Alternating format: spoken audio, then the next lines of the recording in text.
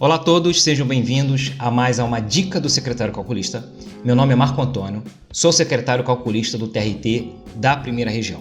No vídeo de hoje a gente vai tratar de dúvidas. Vamos tentar responder aqui algumas dúvidas relativas a cálculos trabalhistas e relativas também ao sistema PJE-Calc, ok? Então vamos lá, vamos começar aqui com a primeira dúvida, que é a seguinte: qual o divisor de horas extras para uma técnica de enfermagem que trabalha em escala de 12 por 36? Então, a pergunta é, qual o divisor que a gente usa para uma escala de 12 por 36? A gente sabe, por exemplo, que para quem trabalha 44 horas semanais, o divisor é 220. Para quem trabalha 36 horas semanais, o divisor é 180. E para quem trabalha na escala de 12 por 36, qual seria o divisor? Bom, antes, vamos ler aqui um resuminho que nós fizemos. Se acompanha aqui na tela comigo. No modelo de escala de 12 por 36, o colaborador trabalha 12 horas e descansa nas próximas 36 horas. Na prática, funciona assim. Se ele trabalha de 10 horas da manhã às 22 horas em uma segunda-feira, por exemplo, o seu próximo dia de trabalho será na quarta-feira, no mesmo horário.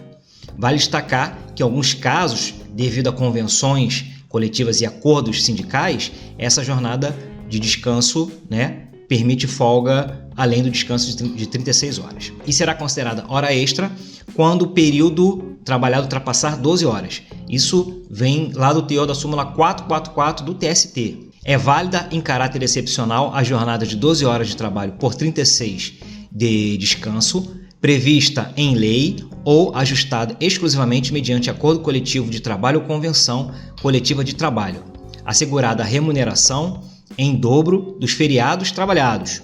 O empregado não tem direito ao pagamento do adicional referente ao trabalho prestado na 11ª e 12ª horas. Então, só o que ultrapassar a 12ª hora que é considerado hora extra. Ok? Ok. Mas aí, essa súmula ela não esclarece a questão do divisor. A gente ainda fica sem essa resposta. Muitas convenções coletivas estipulam 180 horas, que seriam 12 horas de trabalho por dia vezes 15 dias. Essa escala de 12 por 36 dá 15 dias trabalhados. Então, 180. Há entendimento, há juízes que estipulam, que entendem que são 192 horas, há outros que entendem que são 210 horas. Mas o posicionamento majoritário do TST é no sentido de que sejam 220 horas o divisor. O divisor seja 220 horas. A gente tem aqui, no site da Biblioteca Digital do Tribunal do Rio de Janeiro, onde você tem a coleção de decisões, de acórdãos e tal, você vê que majoritariamente a escala é 220. Majoritariamente a escala é 220. Como a gente vê aqui, Tá vendo? Tudo aqui marcado 220, majoritariamente a escala 220, porque é um entendimento majoritário. Vamos ler um aqui, Vamos ler esse aqui, Escala 12 por 36, divisor aplicável 220. Sobre o divisor aplicável à jornada desempenhada em regime de escala de 12 por 36, vale dizer que a jurisprudência do TST já é pacífica no sentido de que deve ser adotado o divisor 220 para cálculo das horas, porquanto o labor nesses casos é realizado em 3 dias numa semana e 4 dias na outra semana, havendo compensação da jornada comum de 44 horas semanais. Então, pelo entendimento majoritário do TST, 220 horas. Mas se houver acordo coletivo, convenções coletivas determinando, por exemplo, 180 horas, é válido. Okay? E no PJE-Calc, como é que a gente verifica isso? Temos aqui um cálculo já aberto, já parametrizado. Nós vamos aqui em cartão de ponto, vamos excluir esse cartão de ponto aqui, vamos excluir esse cartão já pronto aqui, vamos criar um novo com uma escala 12 por 36. Como é que a gente faz isso? A gente vai em cartão do ponto, vamos voltar, novo, ok? Voltando aqui. Indo aqui em parâmetros do cálculo, dados do cálculo, parâmetro do cálculo, a carga horária vai ser aqui, vai ser definida aqui, 220, ok? Se for 180, enfim, a escala, vamos botar 180. Digamos que a gente pegou um caso que a convenção coletiva determinou 180 a despeito do entendimento majoritário do TST. Então a gente coloca a carga horária aqui 180. Como é que a gente vai lançar essa escala no PJE-Calc? Cartão de ponto, novo, ok? E vamos aqui em escala. Aqui nós já temos algumas escalas pré-configuradas. Por exemplo, 12 por 36 que é o nosso caso. Ele abre uma programação aqui com 2 dias, em que você vai lançar um dia o dia que ele trabalha e o outro dia de descanso. Então você informa aqui o início da escala, por exemplo, como foi no exemplo, de 10 às 22, 10 horas da manhã até as 22 horas. Peraí, aqui ficou Pronto. Tá ok? Então ele preenche aqui, de 10 a 22. Se por acaso houver, como não é incomum acontecer, de você ter uma escala num período, num dia, e numa outra escala no outro período, por exemplo, é muito comum acontecer escala de 7 da manhã às 19 e das 19 às 7 da manhã. Então você vem aqui, ó, outra, opta aqui pela opção outra, quantidade de dia você coloca 4, e aí você informa no primeiro dia a primeira jornada, vamos botar de 9, vamos botar das 7 às 19, folga no outro dia e no terceiro dia das 19 às 7, ok? Só lembrando que, como a gente viu na súmula 444, na escala de 12 por 36, independentemente da carga horária que a gente viu, né, o 220 como atendimento majoritário, 180 ou 210, é considerada hora extra a que ultrapassar o quê? Ultrapassar a 12ª hora, ok? Então aqui em forma de apuração, você não pode esquecer de fazer duas mudanças. Primeira, você vai ter que alterar horas extras para horas extras excedentes da jornada diária, ok? E aqui em jornada de trabalho padrão, que é a jornada contratual, a jornada a qual você foi contratado para trabalhar, também não pode esquecer de mudar para 12 horas diárias, ok? Então vamos mudar aqui, que aí sim se enquadra ao que diz a súmula 444, ok? Ok, vamos então à nossa segunda pergunta.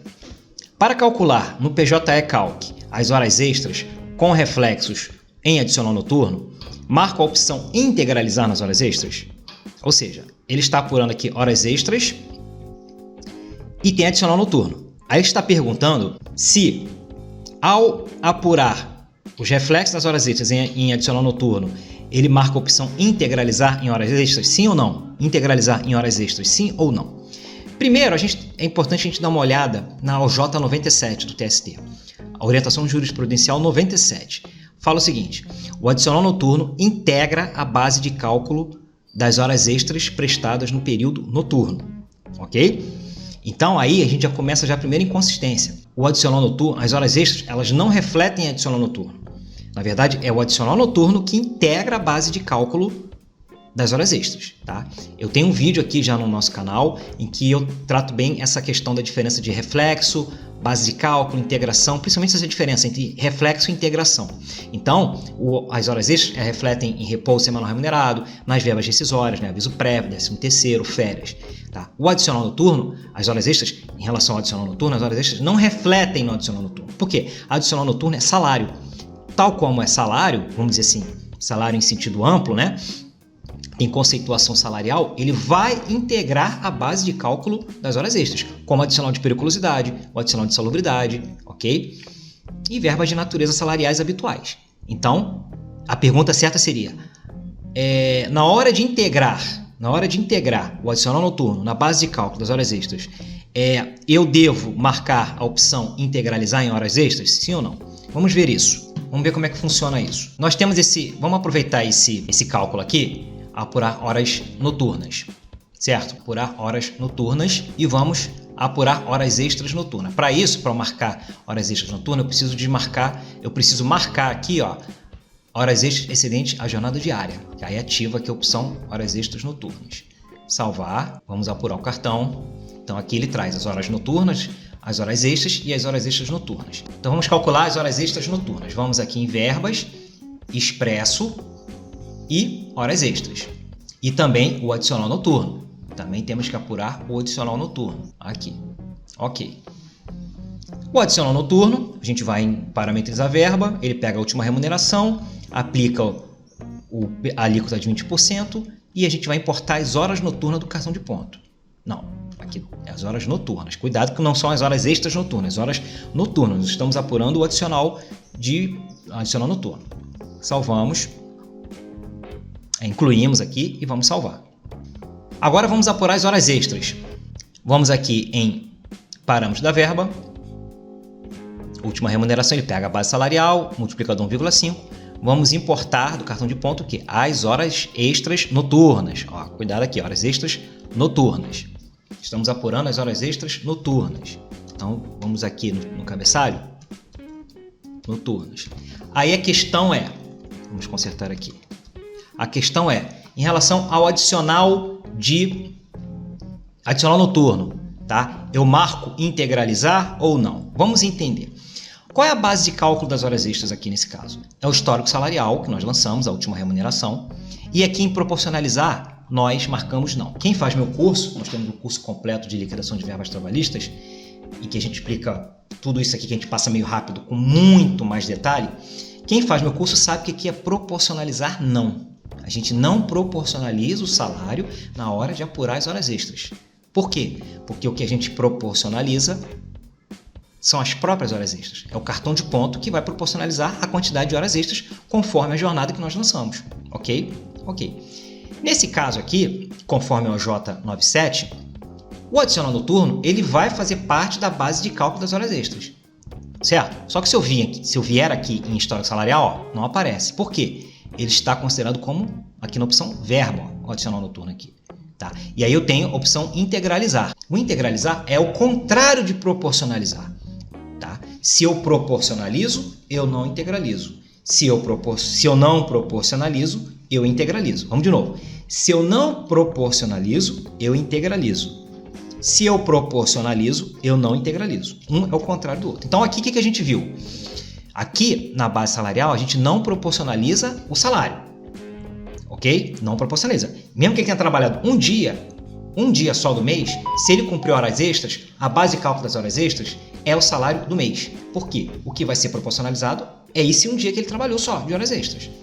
Então aqui na verba, o adicional noturno, se a gente não proporcionaliza, a gente integraliza o adicional noturno.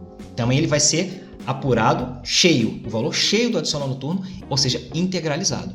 Então nós marcamos aqui, ok? Então está respondida a segunda pergunta. Tá? Primeiro, horas extras não refletem em adicional noturno. O adicional noturno é que integraliza a base, a base de cálculo das horas extras. E segundo, na hora de eu marcar aqui as verbas, tanto a verba salarial quanto as outras verbas de natureza salarial, eu não proporcionalizo e eu integralizo, ok? Então vamos agora à nossa terceira e última pergunta. Preciso calcular os 40% sobre o FGTS de todo o período, mas o FGTS foi pago de modo que somente a multa é devida. Como faço para trazer somente a multa para o principal? Ou seja, a sentença aqui, no caso, determinou que seja apurada a multa de 40% sobre o FGTS recolhido mês a mês, mas sobre o FGTS apurado mês a mês, né? Mas esse FGTS mensal, ele já foi recolhido. Como é que a gente faz isso no PJ Calc? Como é que a gente apura só a multa? É simples. Primeiro, vamos utilizar aqui os nossos cálculos, que já estão aqui lançados. Nós fizemos um pacto aqui em que a remuneração dele toda foi de R$3.000. Como é que eu calculo o FGTS mensal? Quem faz meu curso sabe que a gente vem aqui em histórico salarial, alterar e marcamos o FGTS. Pronto. Ele vai apurar o FGTS mensal sobre todos os meses. Lembrando que o FGTS não é descontado do salário do autor, tá? Ele é recolhido pela ré. Muito bem. Como é que eu calculo a multa de 40% do FGTS ou de 20% do FGTS? Quem faz meu curso sabe também que a opção é aqui, ó, nesse ícone FGTS. Você clica aqui e marca a multa. Ok? Nesse caso aqui é sobre devido. E quem faz meu curso sabe a diferença sobre isso aqui tudo, tá? O saldo, saque, salário, diferença. Mas deixemos para uma próxima oportunidade. Então vamos apurar agora a multa do FGTS. Vamos em operações, liquidar e vamos imprimir. Eu quero só no resumo o resumo dos cálculos e o FGTS. Quando eu abro aqui o relatório, eu vejo que ele apura a multa de 40% sobre o FGTS. Perfeito. Mas ele apura também o FGTS mensal, que é indevido. Segundo a nossa pergunta ali, esse FGTS aqui, de 8%, já foi recolhido. Então ele é indevido. Como é que a gente faz aqui? Ah, já sei. Já sei uma opção. Basta lançar uma verba valor pago e deduzir esse valor aqui, ó, 9.607,81. Quem faz meu curso sabe que não é a melhor opção. A melhor opção é muito mais simples. Basta você vir aqui em histórico salarial, alterar, e aqui, ó, ele não está recolhendo o FGTS aqui? Tá. Você informa que é para ele apurar o FGTS, mas você informa para ele também que o FGTS já foi recolhido. Só isso.